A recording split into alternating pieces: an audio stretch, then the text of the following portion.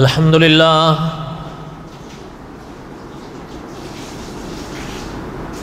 الحمد للہ نحمده ونستعینه ونستغفره ونؤمن به ونتوکل علیہ ونعوذ باللہ من شرور انفسنا ومن سیئات اعمالنا من يهده الله فلا مضل له ومن يضلله فلا هادي له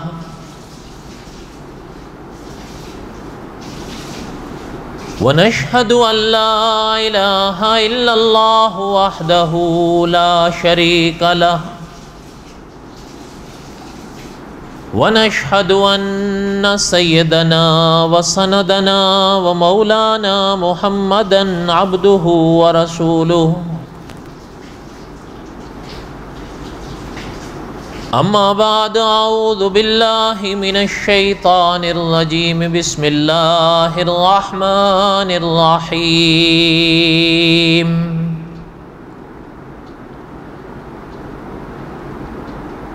الف لام را تلک آیات الکتاب المبین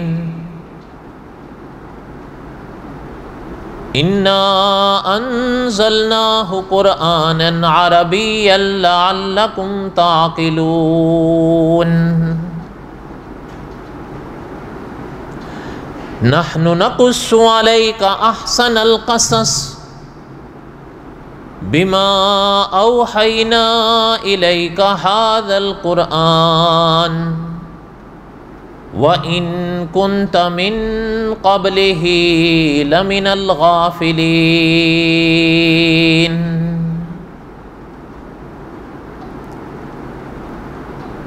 وقال اللہ تعالی فی مقام آخر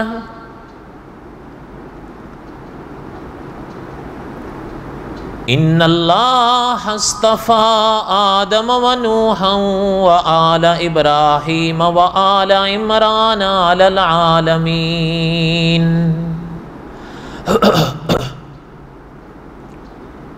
ذریۃ بعضها من بعض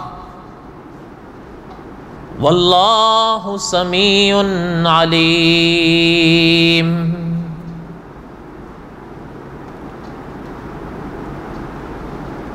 وقال اللہ تعالی فی مقام آخر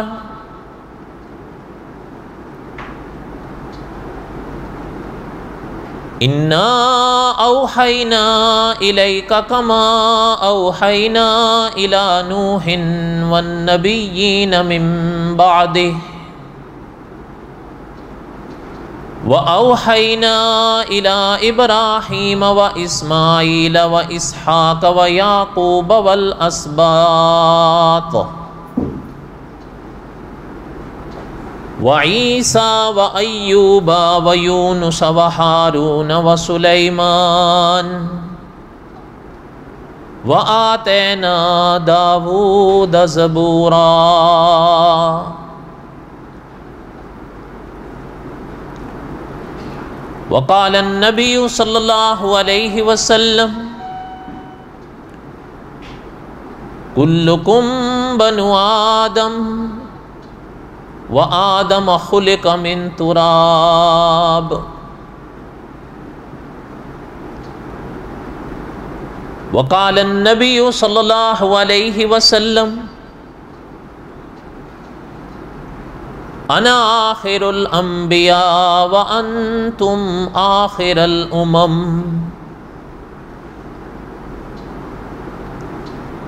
صدق اللہ العظیم وصدق رسولہ النبی الکریم ونحن على ذلك لمن الشاہدین والشاکرین والحمد للہ رب العالمین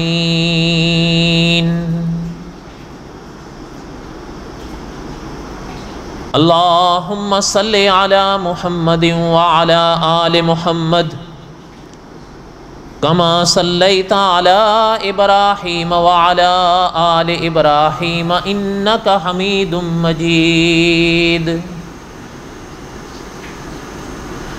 اللهم بارك على محمد وعلى آل محمد كما باركت على إبراهيم وعلى آل إبراهيم إنك حميد مجيد. یا ربی صلی وسلم دائما ابدا علی حبیبک خیر الخلق کلہم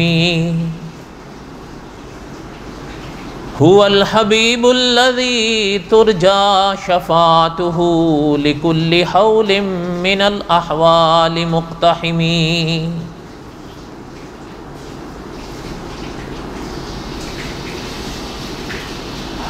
ہمہ قسم کی حمد و ثنا اللہ ذات لم یزل لا یزال کی پاک ذات کے لیے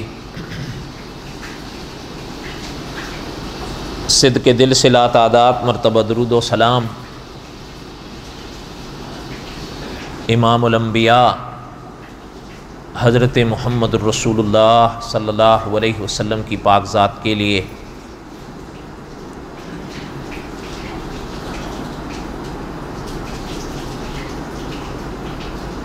قصص الانبیاء علیہم السلام اور حضرت موسیٰ علیہ السلام کے واقعات کو میں پڑھ رہا تھا.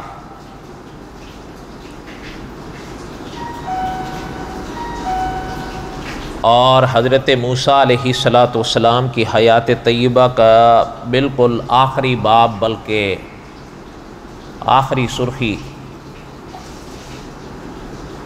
کچھ دوہرالی ہے کچھ دہرانی ہے انشاءاللہ.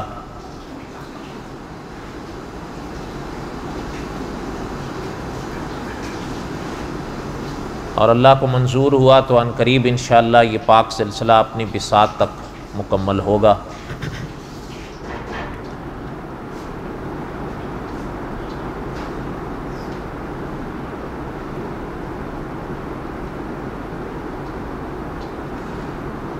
ہمارے اکابر نے علماء حق نے یہ بات لکھی اور پڑھائی ہے کہ انسان کو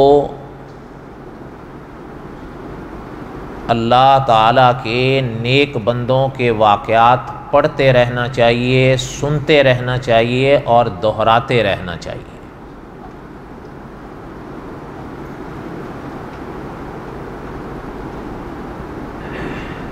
اور شیخ الحدیث مولانا محمد زکریا صاحب کاندھلوی رحمۃ اللہ علیہ نے ایک یہ بات بھی لکھی ہے کہ محترم فرماتے تھے کہ خدا پاک کے نیک بندوں کے جو واقعات ہوتے ہیں یہ خدائی لشکر ہوتے ہیں.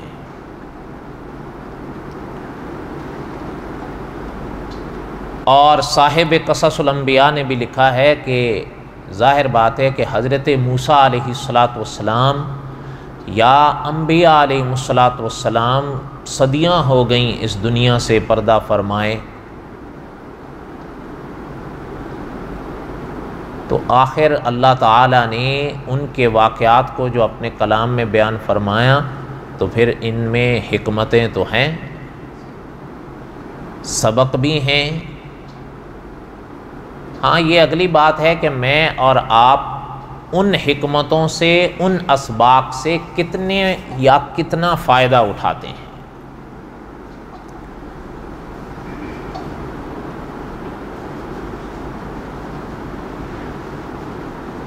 تو بہرحال حضرت موسیٰ علیہ السلام کے واقعات کو میں دہرا رہا تھا.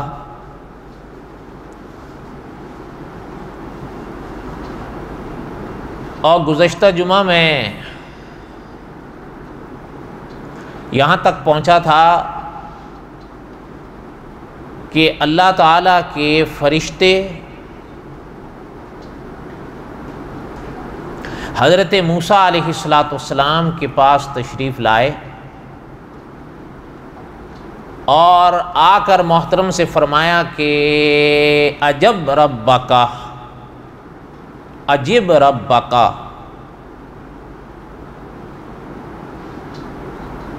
خدا کے پیغام اجل کو قبول فرمائیے۔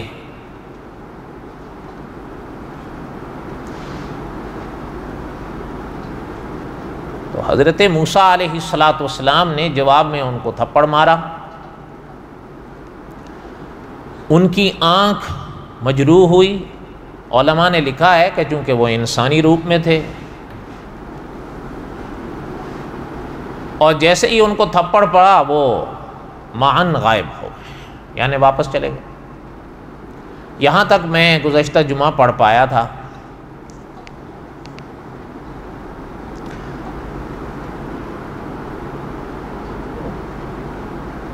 جب واپس گئے اللہ تعالیٰ کی پاک بارگاہ میں تو جا کر عرض کیا کہ اللہ،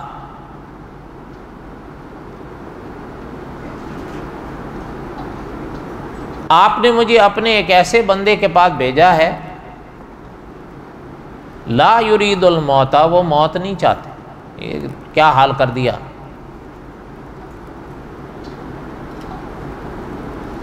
ارسلتنی الی عبد لا یرید الموت، یہ بخاری شریف میں ہے۔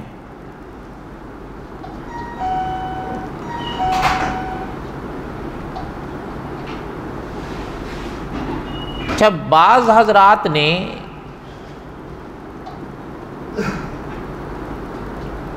اس مقام پر یہ بات بتانے کی یا سمجھانے کی کوشش کی ہے کہ یہ جو بخاری شریف میں بیان کیا گیا ہے یہ کوئی حقیقی واقعہ نہیں ہے،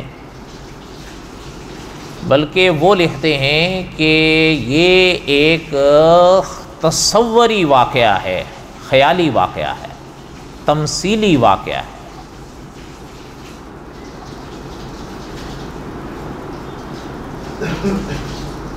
ممکن ہے ایسے حضرات کو یہ واقعہ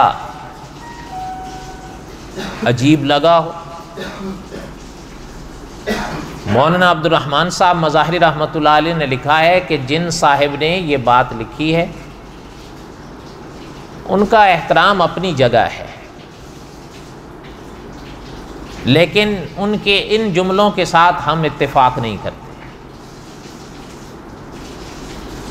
محترم نے لکھا ہے کہ محققین کا فیصلہ یہ ہے کہ یہ کوئی تمثیلی نہیں، حقیقی واقعہ ہے۔ اور آگے مولانا نے رحمۃ اللہ علیہ بڑے عجیب الفاظ لکھے، فرمایا کہ کسی واقعے کا عجب ہونا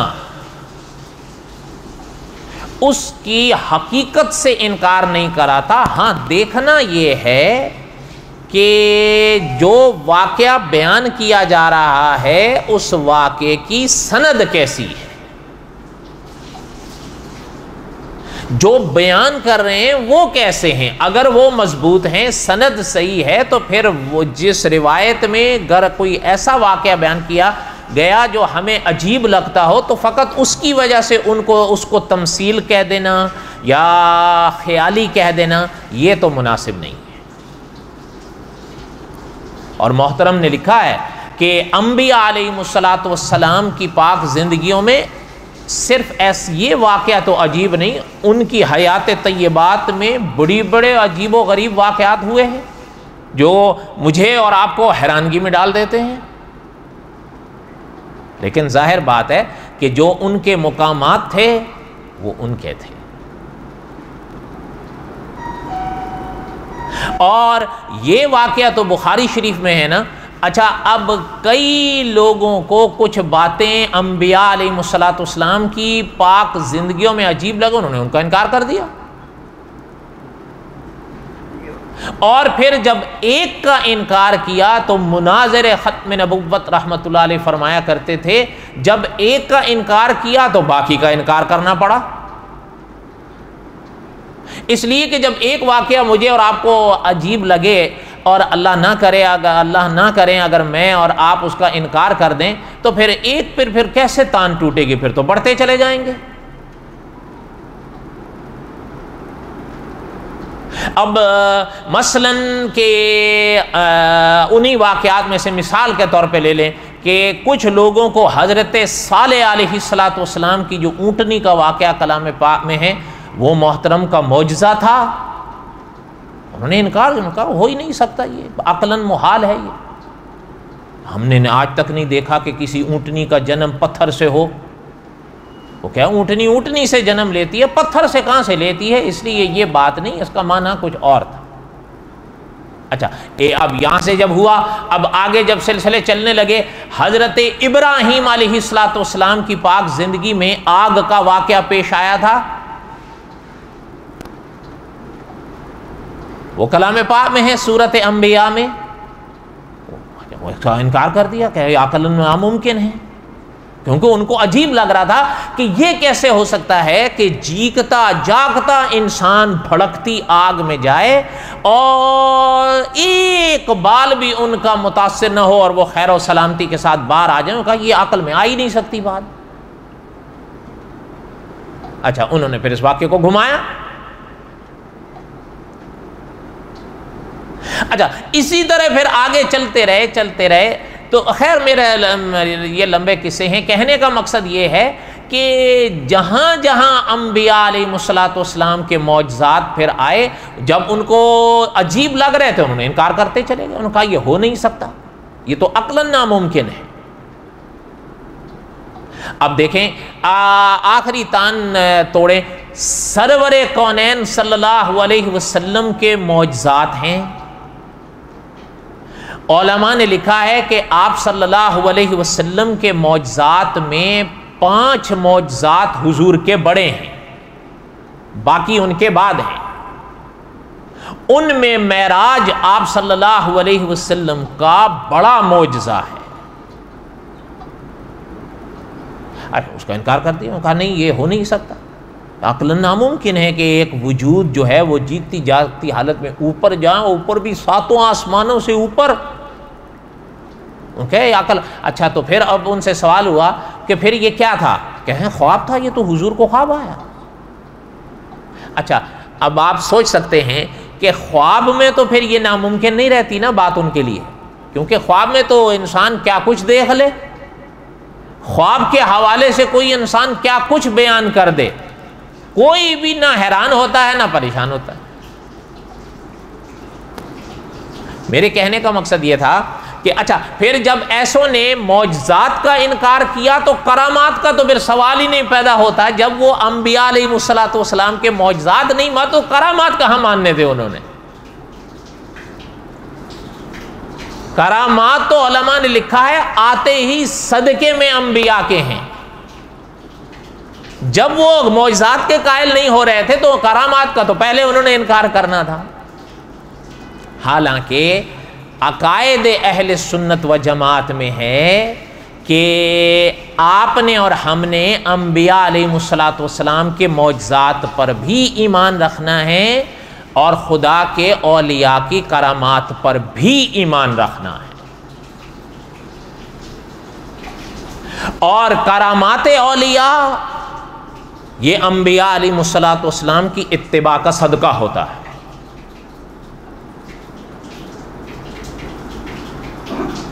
تو بہرحال میرے کہنے کا مقصد یہ تھا کہ کچھ لوگوں نے اس واقعے کو جو حضرت موسیٰ علیہ السلام کی پاک زندگی میں انہوں نے اس کو تفصیل، ہمارے اکابر نے لکھا کہ جن صاحب نے یہ لکھا ان کا احترام اپنی جگہ، لیکن اس حقیقی واقعے کو تمثیلی واقعہ کہنا یہ صحیح نہیں۔ ان کو حیرانگی ہو رہی تھی، فرمایا اس میں حیرانگی کی کیا بات ہے، انبیاء علیہ السلام کی پاک زندگی میں سے بڑے بڑے حیران کن واقعات ہوئے۔ آپ کو یاد ہے ہم نے حضرت موسیٰ علیہ السلام کے ہی واقعات میں پڑھا تھا نا، کلام پاک میں ہے کہ اللہ کے حکم سے لاٹھی رکھی تھی تو کیا بنی، اور اللہ کے حکم سے واپس پکڑی تو پھر لاٹھی بن گئی۔ اب حیران کن بات، انسان حیران ہوا کہ بھئی ایک لاٹھی۔ اچھا اسی طرح اپنا آپ کو یاد ہوگا ایک واقعہ ہم نے حضرت موسیٰ علیہ السلام کے ہی واقعات میں پڑھا کہ محترم غسل کے لیے آگے بڑھے تو محترم کے کپڑے ایک پتھر لے کے بھاگ گیا، اور حضرت موسیٰ علیہ السلام اس کے پیچھے پیچھے بھاگے اور خود فرما رہے ہیں پتھر میرے کپڑے، حالانکہ یہ واقعہ سرور کونین صلی اللہ علیہ وسلم نے بیان فرمایا ہے۔ تو مولانا عبد الرحمن صاحب رحمۃ اللہ نے لکھا ہے کہ بہت ساری مثالیں ہیں انبیاء علیہ السلام کی پاک زندگی میں عجیب واقعات ہونے کے۔ اس کا معنی یہ نہیں ہوتا کہ ہمیں جو واقعہ عجیب لگے اس کا انکار کرنے لگیں یا اس کی تعویل کرنے لگیں۔ ہاں حضرت نے فرمایا دیکھا یہ جائے گا کہ وہ واقعہ صحیح سند کے ساتھ یعنی صحیح ثبوت کے ساتھ ثابت ہے یا نہیں۔ جب صحیح ثبوت کے ساتھ ثابت ہوگا تو پھر اہلاً صح۔ یہ ہے سارا خلاصہ اس بات کا۔ بات سمجھ آئی آپ لوگوں کو؟ اب آگے سنیں، حضرت موسیٰ علیہ السلام نے جب تھپڑ وہ واپس گئے مرے فرشتہ، انہوں نے کہا کہ اللہ ارسلتنی الی عبد لا یرید الموت۔ اچھا یہ بھی یاد رہے کہ مولانا عبد الرحمن صاحب مظاہری رحمۃ اللہ نے خوب لکھا ہے کہ فرشتے نے اپنے گمان تک سے ہی کہہ دی تھی یہ بات کہ آپ نے اپنے ایسے بندے کے پاس ہمیں بھیجا جو موت نہیں چاہتے۔ حضرت نے لکھا ہے کہ انہوں نے اپنے گمان سے یہ بات کہہ دی، ورنہ بات یہ تھی کہ حضرت موسیٰ علیہ السلام کے پاس جب یہ آئے اور آتے ہی کہنے لگے کہ عجب ربکا، حضرت موسیٰ علیہ السلام کے سامنے تو یہ انسانی روپ میں تھے، اور اس کے حوالے سے میں گزشتہ جمعہ عرض کر دیا تھا کہ حضرت موسیٰ علیہ السلام نے ان کو پہچانا نہیں تھا، اور یہ کوئی ضروری نہیں ہوتا کہ یکدم جب کوئی فرشتہ انسانی روپ میں انبیاء علیہ السلام کے پاس آئے تو وہ ضرور پہچان لیں، بعد میں پتہ چلے۔ اور ایسا ہوا، اور اس کی مثالیں میں نے پہلے پڑھی اور کچھ میں نے اشارے گزشتہ جمعہ کر دی۔ کہنے کا مقصد یہ تھا کہ مولانا عبد الرحمن صاحب رحمۃ اللہ علیہ نے لکھا ہے کہ محترم نے یہ بات خود ہی اپنے اندازے سے اپنے گمان سے فرما دی کہ ارسلتنی الی عبد لا یرید الموت۔ لیکن اللہ ذوالجلال والاکرام کی پاک بارگاہ تو پھر اللہ ذوالجلال والاکرام کی ہے نا۔ مولانا عبد الرحمن صاحب رحمۃ اللہ علیہ لکھتے ہیں کہ اللہ نے پھر فرشتے کی اس گمان کو ختم کرنے کے لیے اور حضرت موسیٰ علیہ السلام کی شان کو مزید ظاہر کرنے کے لیے ملک الموت سے فرمایا کہ پھر واپس جائیں۔ اور حضرت نے لکھا، دوسرے علماء نے بھی لکھا کہ یہ فرمانے سے پہلے ہی اللہ نے ان کی حالت کو درست فرما دیا۔ وہ تو پہلے انسانی روپ میں تھے نا، جب بدل گئے تو حالت درست ہو گئی۔ اب اللہ نے فرمایا کہ اب پھر جائیں ان کے پاس اور ان سے کہیں کہ اللہ یہ فرماتے ہیں۔ اچھا یہ بات بھی چلتے چلتے سن لیں کہ یہ بھی ہمارے علماء نے لکھا ہے کہ یاد رہے کہ انبیاء علیہ السلام اور میری اور آپ کی موت میں فرق ہوتا ہے، یہ یاد رہے۔ یہ میں نے کئی دفعہ بات دہرائی ہے، عقیدے کی بات ہے، اس کو ذہن میں تازہ رکھیں کہ کل من علیہا فان ویبقی وجہ ربک ذو الجلال، یہ ذہن میں رکھیں۔ کوئی حقیقتوں سے انکار نہیں کرتا، اس لیے کہ موت سے پاک ذات صرف اللہ کی ہے، اللہ کے ماں سوا جو ہے سب فانی۔ یہ صاف آیت بتا رہی، کل من علیہا فان، اللہ کے ماں سوا ہر شے فانی۔ لیکن علماء نے لکھا ہے ہاں یہ ذہن میں رہے، جو رتبے جو درجے انبیاء کے ہیں ظاہر ہے وہ آپ کے اور ہمارے تو نہیں ہیں، اور بولو تو صحیح ہیں، نہیں ہیں۔ وہ رتبے اور درجے جو انبیاء کے ہیں وہ تو اولیاء کے بھی نہیں ہیں، تو میرے اور آپ کے کیسے ہو سکتے ہیں؟ مولانا نے لکھا کہ یہ یاد رہے جس طرح ان حضرات کے رتبے اپنے ہیں، اس طرح ان کے اور آپ کی اور ہماری اور ان کی موت کے فرق بھی اپنے ہیں۔ موت سے کوئی انکار نہیں کرتا۔ اچھا اب دیکھیں، اللہ نہ کرے، چلے خیر میں دوسری طرف بھٹک جاؤں گا، پہلے اس بات کو پورا کریں۔ فرمایا کہ یہ بات ذہن میں رہے کہ علماء نے لکھا ہے کہ اللہ کے انبیاء کی اور عام لوگوں کی موت میں فرق ہوتا ہے۔ انبیاء علیہم کے جب اس دنیا کا دور پورا ہوتا ہے تو خدا کے فرشتے جب تشریف لاتے ہیں تو محترم کو اختیار دیتے ہیں کہ آپ چاہیں تو اس دنیا میں رہنا تو رہ سکتے ہیں، اور چاہیں تو ہم پیغام لائے ہیں آپ چلیں۔ تو اختیار مل گیا نا، آپ کو مجھے بھی اختیار ملتا ہے، کوئی نہیں ملتا۔ تو یہ بڑا فرق ہوا، یا اور فرق کے ساتھ یہ بھی ایک فرق ہے یا نہیں؟ آپ یاد کر لیں امام الانبیاء سرور کونین صلی اللہ علیہ وسلم نے کیا فرمایا تھا؟ زندگی کے پاک دنوں کے آخری دن تھے، صحابہ فرماتے ہیں حضور نے فرمایا تھا کہ اللہ کے ایک بندے کا جب اخیر وقت آیا، اللہ نے ان کو اختیار دیا کہ آپ چاہیں تو ہمارے ہاں آ جائیں اور چاہیں دنیا میں رہنا تو رہ لیں۔ تو صحابہ نے فرمایا کہ آقا اللہ کے ان محترم بندے نے کیا اختیار فرمایا؟ تو حضور نے فرمایا انہوں نے اللہ کے ہاں جانے کو پسند فرمایا۔ حضور کی بات سمجھ آئی؟ بولو۔ اچھا اب آگے دیکھیں، جب محدثین نے لکھا ہے سرور کونین صلی اللہ علیہ وسلم کی پاک زبان سے یہ پاک جملے نکلے تو حضرت رفیق دم ہجرت رضی اللہ تعالیٰ پاس بیٹھے تھے، سنے تو رو دی۔ تو صحابہ نے جب دیکھا کہ محترم رو رہے ہیں تو صحابہ نے فرمایا کہ حضرت آپ کیوں روتے ہیں؟ یہ تو اللہ کے کسی بندے کی بات ہو رہی۔ فرمایا اللہ کے کسی دوسرے بندے کی بات نہیں ہو رہی ہے، محترم کی ہی بات ہو رہی ہے، بس کھل کے تم سے کہہ نہیں رہے۔ وہ مزاج شناس نبوت ہے نا۔ تو بہرحال یہ تو اللہ کو منظور ہوا تو قصص الانبیاء کے آخر میں آئے گا۔ کہنے کا مقصد یہ ہے کہ علماء نے لکھا ہے انبیاء علیہم السلام کو قدرت اختیار دیتی ہے انبیاء علیہم السلام کے اچھا ایک اور چیز بھی ذہن میں رکھیں، شاید اگر یہ بات سمجھنی مشکل ہو تو ایک اور مثال سے آسانی سے سمجھیے، وہ بھی علماء نے لکھی ہے۔ میں اور آپ سوتے ہیں یا نہیں؟ تو نیند آتی ہے نا، سو جاتے ہیں۔ اچھا انبیاء علیہم السلام بھی سوتے ہیں یا نہیں؟ بولو، سوتے ہیں نا۔ لیکن سچ بتائیے کیا انبیاء کی نیند یا انبیاء کا سونا اور میرا اور آپ کی نیند یا میرا اور آپ کا سونا ایک برابر ہے؟ بولو، نہیں، سوال ہی نہیں پیدا ہوتا۔ حضور نے فرمایا ہم سوتے ہیں لیکن ہمارا دل جاگتا ہے، یہ حضور نے فرمایا۔ اچھا اب آپ ذہن میں لے آئیں یہ بات، جب انبیاء علیہم السلام کی نیند اور میری اور آپ کی نیند میں فرق ہے تو پھر موت میں بھی فرق ہو تو اس میں تعجب کی کون سی بات ہے؟ بہرحال اللہ نے زندگی دی تو یہ انبیاء علیہم السلام کی حیات طیبہ کے حوالے سے قصص الانبیاء کے آخر میں آئیں گے یہ باتیں۔ کہنے کا مقصد یہ تھا۔ اچھا ایک اور مثال یاد آئی، وہ بھی ذہن میں لے آئیں، یہ بات سمجھنی آسان ہو جائے گی۔ لیکن چلیں پھر بات لمبی ہوتی جا رہی ہے، اللہ نے موقع دیا پھر آئیں گی باتیں اپنے موقع پر، ورنہ یہ پھر آج بات رہ جائے گی۔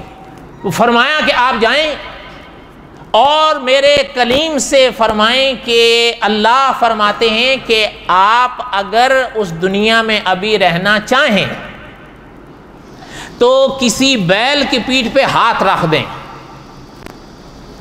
اللہ نے فرمایا جتنے بال آپ کے ہاتھ کے نیچے آئیں گے ایک ایک بال کے عوض ہم ایک ایک سال کی عمر آپ کی بڑھائیں گے۔ اللہ چاہیں جتنی عمر بڑھا دیں، اللہ کو تو کوئی پوچھنے والا نہیں نا، عمر کے فیصلے اللہ کرتے ہیں۔ یہ یاد رہے کس کی کتنی عمر ہے۔ کبھی کبھی ایسا ہوتا ہے کسی کی عمر 10 سال، آپ اور ہم اللہ نہ کرے روتے ہیں یہ 10 سال، اللہ کی حکمتیں ہیں، اللہ کے فیصلے ہیں۔ کسی کی عمر 100 سال، کسی کی عمر 200 سال بھی ہو جاتی ہے۔ مجھے نہیں پتا آپ نے پڑھا یا نہیں پڑھا، سرور کونین صلی اللہ علیہ وسلم کے ایک صحابی تھے حضرت سلمان رضی اللہ تعالی، نام سنے حضرت سلمان فارسی؟ پتہ نہیں آپ مانے یا نہ مانے، مولانا ظہور الباری نے بخاری شریف کے حاشیے میں لکھا ہے تاریخ کے حوالے سے کہ محترم کی عمر 250 سال تھی۔ کتنی؟ آپ حیران ہو رہے ہیں اس لیے تو بول نہیں رہے نا، میں نے پہلے کہا کہ مولانا ظہور الباری دارالعلوم دیوبند، انہوں نے بخاری شریف کی شرح لکھی تھی۔ بخاری شریف کی شرح میں ایک باب ہے کتاب الانبیاء، کتاب الانبیاء کی شرح کے موقع پر انہوں نے یہ بات لکھی تھی کہ محترم کی عمر 250 سال ہوئی. آپ اور ہم حیران ہو جاتے ہیں، اس میں حیرانگی کی کون سی بات ہے؟ حضرت عیسیٰ بن مریم علیہ السلام کی عمر کا اندازہ لگا لیں کتنی عمر ہے، اب بھی ہیں یا نہیں؟ اسی حیات میں ہیں ابھی بھی. اچھا حضرت خضر کے باب تو ابھی ابھی ہم نے حال ہی میں پڑھا ہے، حضرت خضر کا اندازہ لگا لیں. قدرت کو جتنے منظور ہو جس کے، یہ فیصلے قدرت کے ہوتے ہیں، یہ فیصلے اللہ کے ہوتے ہیں کس کی کتنی عمر رکھنی ہے. اس لیے فرمایا اگر ہاں آپ کو چاہنا ہے تو ہم آپ کے اس جو بال آپ کے ہاتھ کے نیچے آئیں گے، ایک ایک بال کی عوض آپ کا ایک ایک سال عمر بڑھا دیں گے. اب جائیں. اچھا وہ آ گئے، جب آئے، اچھا یہ بھی ذہن میں لے آئے، مولانا عبد الرحمن صاحب مظاہری رحمۃ اللہ علیہ نے لکھا ہے جب وہ تھپڑ مارے تھے نا اور معاً وہ غائب ہو گئے تو محترم کو بھی احساس ہو گیا تھا کہ یہ تو اس جہان کا معاملہ نہیں، اس جہان کا معاملہ تھا. پہلے تو انسانی روپ میں تھے نا، تو انسانی روپ میں تو پہچان نہیں سکے، اور یک کوئی گھر کے اندر آ کر کہنے لگا ہے کہ چلیں. ہمارا تو محترم کو غصہ آ گیا، تھپڑ لگا دیا، لیکن جیسے ہی غائب ہوئے وہ تو مولانا نے لکھا ہے کہ محترم بھی سمجھ گئے تھے کہ ارے یہ معاملہ تو اس جہان کا نہیں، اس جہان کا. تو اب دوبارہ آئے تو اب تو محترم سمجھ ہوئے تھے، تو کہنے لگے، جب حضرت ملک الموت علیہ السلام آئے تو فرمانے لگے کہ محترم اللہ کا پیغام لے کر آیا ہوں. فرمائیں. اچھا مولانا عبد الرحمن صاحب رحمۃ اللہ نے لکھا ہے اس بار چونکہ وہ محترم سمجھ گئے تھے نا، تو اس بار جواب کا انداز، بات کا انداز بھی حضرت کلیم کا بدلا ہوا تھا. فرمائیں کہنے لگے کہ بات یہ ہے کہ اللہ فرما رہے ہیں کہ آپ کا وقت ہے، لیکن ساتھ ہی اللہ آپ کو اختیار دے رہے ہیں کہ اگر آپ کو اس دنیا میں رہنا ہے ابھی تو آپ رہ سکتے ہیں. اور یہ بھی اللہ نے فرمایا ہے کہ کسی بیل کے پیٹھ پہ آپ اپنا ہاتھ رکھ دیں، جتنے بال آپ کے ہاتھ کے نیچے آئیں گے تو ایک ایک بال کے عوض اللہ آپ کے ایک ایک سال کی عمر بڑھائیں گے. مولانا عبد الرحمن صاحب رحمۃ اللہ علیہ لکھتے ہیں، محدثین نے لکھا ہے کہ حضرت کلیم نے جب یہ بات سنی تو حضرت کلیم علیہ السلام نے فرمایا کہ اس کے بعد کیا ہوگا؟ حضرت ملک الموت علیہ السلام نے فرمایا محترم اس کے بعد پھر موت آئے گی. اگر میرے ساتھ کہہ دیں اس کے بعد وَيَبْقَى وَجْهُ رَبِّكَ ذُو الْجَلَالِ وَالْإِكْرَامِ ہے نا، بقا تو صرف اللہ کی ذات کو ہے. فرمایا آپ جتنے برس آپ کے ہاتھ کے نیچے ایک ایک بال کے عوض ایک ایک سال بڑھے گا، لیکن اس کا معنی یہ نہیں ہے کہ آپ پھر موت کے پردے سے بچ جائیں گے، موت کا پردہ آپ پر پھر بھی آئے گا.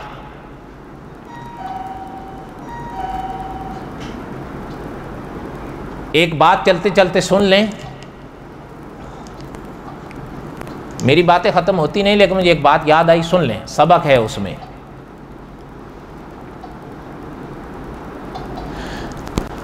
آپ صلی اللہ علیہ وسلم کی امت میں علامہ سیوطی ہوئے ہیں رحمۃ اللہ علیہ، یہ مصر کے تھے اور یہ مجدد تھے اپنے وقت کے. آپ صلی اللہ علیہ وسلم کی پاک حیات اور اس دنیا سے پردہ فرمانے کے بعد دنیا میں کوئی نبی تو پھر پیدا نہیں ہوں گے، یہ اللہ کا قانون اور اللہ کا فیصلہ ہے. حضور پر نبوت کے پاک سلسلے ختم ہو، لیکن حضور کی امت میں مجدد آئے، یہ پیش گوئی حضور ہی نے فرمائی تھی. علماء نے لکھا ہے کہ علامہ سیوطی رحمۃ اللہ علیہ بھی حضور کی امت کے مجددوں میں سے ایک مجدد تھے. حضرت نے لکھا ہے، اچھا اگر جہاں تک مجھے یاد آ رہا ہے کوئی غلطی ہوگی تو میری طرف سے ہوگی، لیکن بڑی پرانی بات ہے، یہ غالباً مفتی تقی عثمانی صاحب نے لکھی ہے. قرآن پاک ہے نا، اور قرآن پاک کی تفسیر ہوتی ہے. تفسیر کا مقصد یہ ہوتا ہے کہ مجھے اور آپ کو قرآن پاک کا معنی اور تفصیل سمجھائی جائے کہ قرآن پاک میں اللہ تعالیٰ کیا فرماتے ہیں. یہی مقصد ہے نا بڑا. مفتی تقی صاحب نے لکھا ہے، علامہ سیوطی رحمۃ اللہ علیہ نے کلام پاک کی ایک تفسیر لکھی تھی، غالباً تفسیر مجمع البحرین، 80 جلدوں میں پوری ہوئی تھی وہ. سبحان اللہ تو کہہ دیں، یا تو حیران ہو یا سمجھ رہے ہو کہ جھوٹ بول رہا ہوں. دو ہی باتیں ہیں، ساتھ میں حوالے دے رہا ہوں. آپ کے ملک کے سب سے بڑے عالم نے یہ بات لکھی ہے، اور حیران نہیں ہو آپ، شاید 80 جلدیں سن کے حیران ہو رہے ہیں. صاحب قصص نے لکھا ہے کہ مفسر شاہین گزرے ہیں حضور کی امت میں، انہوں نے کلام پاک کی تفسیر پورے 100 جلدوں میں لکھی تھی. حضور علیہ الصلوۃ والسلام کا پاک فرمان اس موقع پہ یاد کر لیا کریں، العلماء ورثۃ الانبیاء. خیر بہرحال بات کر رہا تھا، علامہ سیوطی رحمۃ اللہ علیہ نے ایک بات لکھی ہے اپنی کتاب میں کہ جب جس انسان کا آخری وقت آتا ہے، جو بات سنا رہا تھا وہ الفاظ دور یاد کر لیں ذہن میں، کہ محترم نے فرمایا کہ اگر آپ کی سالوں زندگی بھی بڑھ جائے پھر بھی آخر. علامہ سیوطی رحمۃ اللہ علیہ نے فرمایا اس کو سننا. حضرت نے لکھا ہے، کوئی مانے نہ مانے، ہم کسی کو منوانے پر نہیں بتا سکتے ہیں. محترم نے لکھا ہے کہ جب انسان کا آخر وقت آتا ہے، اس انسان کے گھر میں اس کے پاس 4 فرشتے آتے ہیں. پہلے کتنے آتے ہیں؟ اگر آپ لوگ تھوڑا آگے آگے آ جائیں تو یہ جگہ بھی خالی ہے اور وہ سارے وہیں جم رہے ہیں. آپ یہاں نماز پڑھ کے ادھر سے نکل جائیں گے، کوئی مسئلہ تو ہے نہیں، آگے آ جائیں.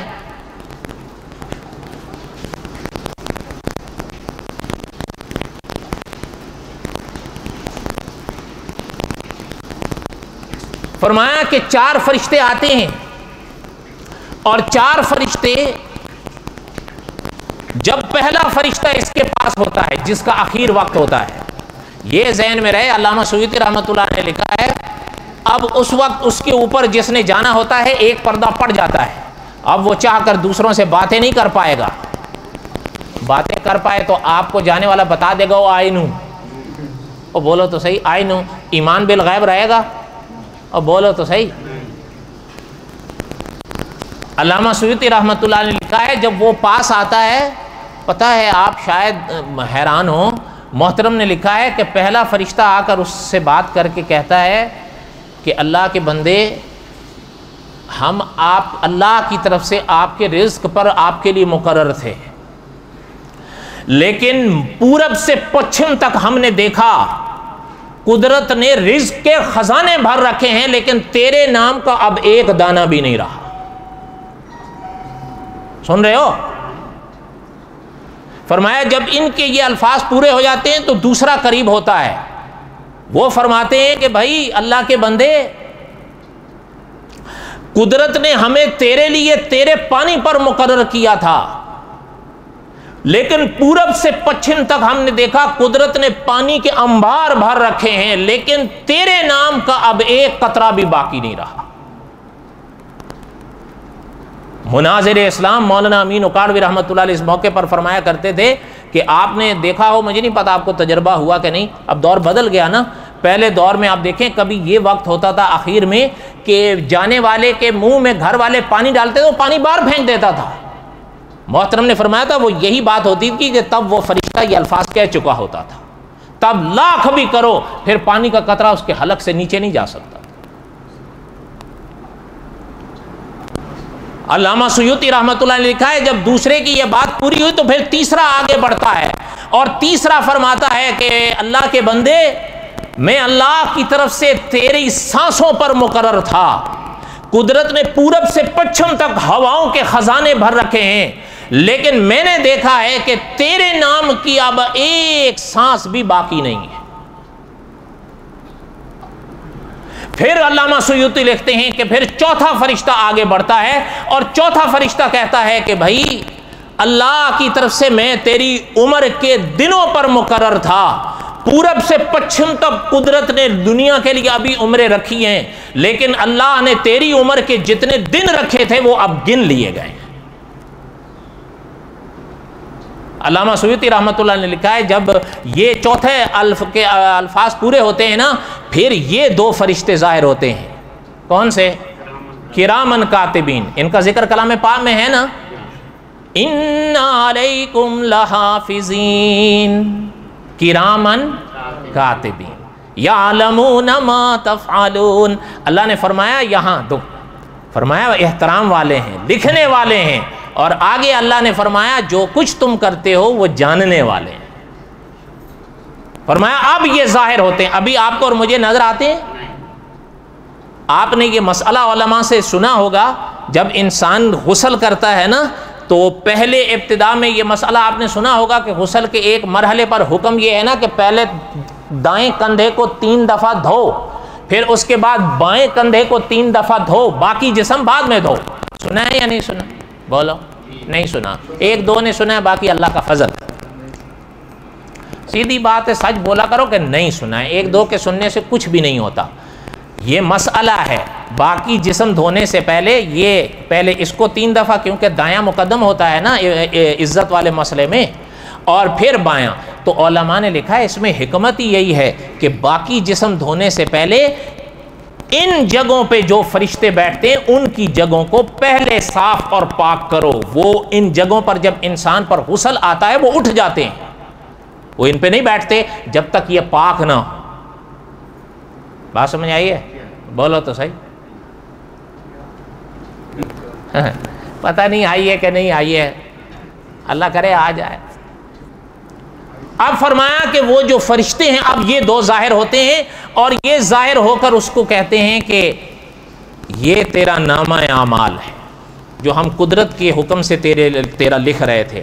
یہ اب علامہ سیوطی لکھتے ہیں وہ فرشتے اس کو جب نامہ اعمال دکھاتے ہیں، اب یہ جب نامہ اعمال دیکھتا ہے تو رو پڑتا ہے، کبھی دائیں دیکھتا ہے کبھی بائیں دیکھتا ہے، لیکن اب کچھ بھی نہ کہہ سکتا ہے نہ کر سکتا ہے۔ فعلامہ سیوطی رحمۃ اللہ نے لکھا ہے یہ مرحلے طے ہونے کے بعد پھر ملک الموت اس کی روح کو قبض کرتا ہے۔ سمجھ آئی بات؟ یہ دیکھو، میرا مقصد آپ کو فقط کوئی ڈرانا گھبرانا نہیں، لیکن میں خود بھی کہتا ہوں اور آپ کو بھی کہتا ہوں، دنیا کے حوالے سے جتنی محنت آپ کر سکتے ہو جائز کرو، کوئی آپ کو منع نہیں کرتا، لیکن میں اور آپ ہمیشہ آخری دن کو اور آخرت کے دن کو اپنے پیش نظر رکھیں۔ بقایا انشاءاللہ آئندہ وما علینا الا البلاغ المبین سنتیں